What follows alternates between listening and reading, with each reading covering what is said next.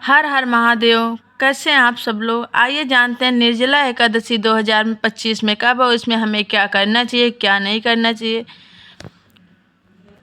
निर्जला एकादशी के नियम क्या, आइए हम सभी लोग विस्तार से जानते हैं इसके बारे में।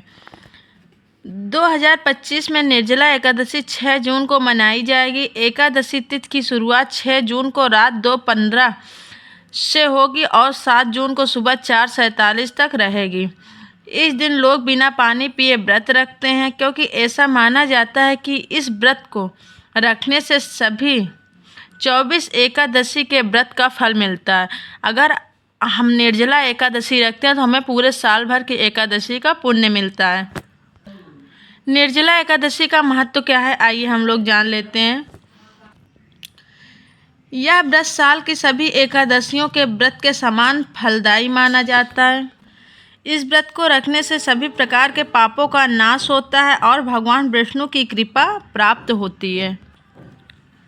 इस व्रत को करने से व्यक्ति को सौभाग्य, सुख और समृद्धि प्राप्त होती है। ऐसा माना जाता है कि भीमसेन ने इस व्रत को सभी एकादशियों का फल पाने के लिए रखा था, क्योंकि वह अन्य एकादशियों का व्रत नहीं रख सकते थे।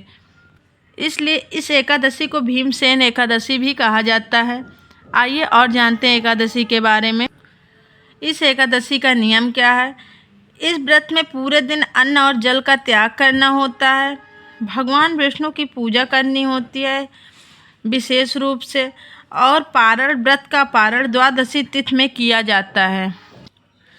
निर्जला एकादशी हिंदू धर्म में एक महत्वपूर्ण व्रत है, जिसे निर्जल एकादशी भी कहा जाता है। इस व्रत में भक्त बिना अन्न और जल के रहते हैं और इसे साल की सभी एकादशियों में से सबसे कठिन माना जाता है। यह व्रत भगवान विष्णु और माता लक्ष्मी को समर्पित है। इसे पांडव एकादशी या भीमसेनी एकादशी भी कहा जाता है। मान्यता है कि इस व्रत को करने से वर्ष भर की सभी एकादशियों का फल प्राप्त हो जाता है। निर्जला एकादशी के दिन पीले रंग के वस्त्र को शुभ माना जाता है। इस दिन जीव हत्या या किसी भी प्रकार का पाप करने से बचना चाहिए। किसी का अपमान नहीं करना चाहिए और ना ही किसी की बुराई करनी चाहिए। यह एकादशी जेठ मास के शुक्ल पक्ष की एकादशी तिथि को किया जाता है। आइए निर्जला एकादशी की व्रत की कहानी सुन लेते हैं। बहुत छोटी सी है।